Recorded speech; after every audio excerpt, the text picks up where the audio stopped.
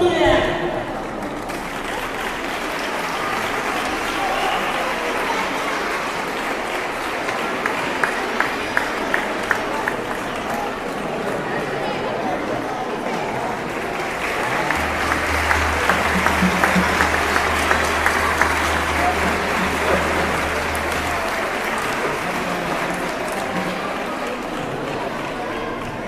Iazko apirilean egin genuen harremana, Emmaus Gizarte Fundazioko mundu aieteko gizarte etxeko partaideekin, hain zuzen, Antiguon beharrezkoan eraztan buru handiak beraiek egin dizkigute eskuz eta baita egiak Manu artistaren laguntzarekin.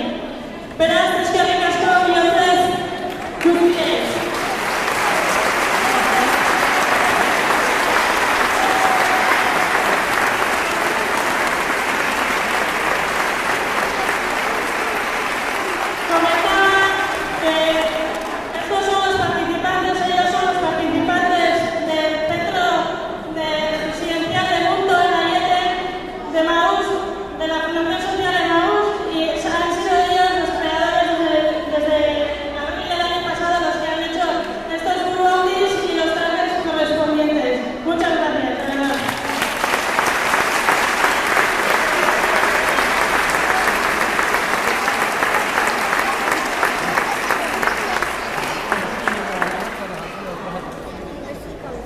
Ha ha ha.